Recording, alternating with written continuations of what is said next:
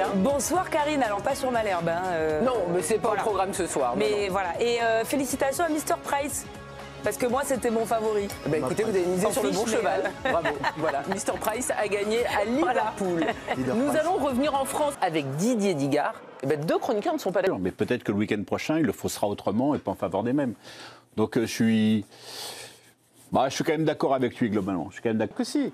Autrement, il ne le ferait pas. Je t'ai donné 3 exemples. Non, mais est-ce que c'est pas pour aller dans le sens des supporters On aussi? devrait peut-être avoir une bascule ce week-end. Loin de Marseille, dans un climat apaisé, pour préparer dimanche la réception de Brest. Etc. Et qu'il a besoin, lui, de retrouver une certaine sérénité. Je veux dire, la sérénité... Qui les a déclarés, ces guerres intestines? En tout cas, Benassia lui fait ce constat-là. Donc je ne te dis pas s'il a raison. Benjamin, il pense que ça va servir l'Olympique Lyonnais. Et David, lui, c'est le côté chat noir. Lui, il pense que Lyon va encore s'enfoncer, ça va les desservir. David, c'est non ce soir. C'est Fernand. Oui. L'ambiance. Les joueurs accueillis à l'entraînement avec cette banderole, vous allez la voir, de la fierté à la honte. 4 matchs pour le podium. Les supporters ne digèrent toujours pas la semaine passée. L'enchaînement élimination en Ligue Europa à Old Trafford et puis défaite dans le derby. Ils veulent une fin de saison irréprochable et Moussa Niakhaté leur a répondu en conférence de presse.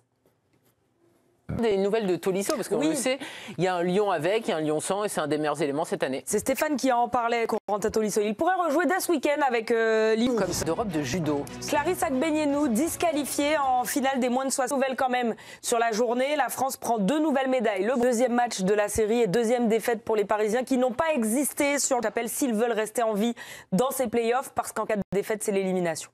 En fin de saison a été aperçu en train de rejouer, mais pas au bas. 3 minutes de jeu et Sorloth ouvrait déjà le tic. 3-0 pour l'Atlético qui conforte sa 3e place. Magnifique. Vous savez tout rapidement. Un coup dur pour le Real Madrid avant la finale de la Coupe du Roi, Virginie. Fin de saison pour Eduardo Camavinga. Le Français souffre d'une Pologne qui élimine Empoli et qui rejoint le Milan en finale de Coupe d'Italie. Victoire 3-0 à l'aller, victoire 2-1 au retour. Il marque Cador qui est forfait malheureusement pour ce tournoi. Alexandre Müller passe au 2e tour chez les garçons. Victoire sur abandon. Caraz, le numéro 3 mondial, l'a officialisé en conférence de presse ce jeudi.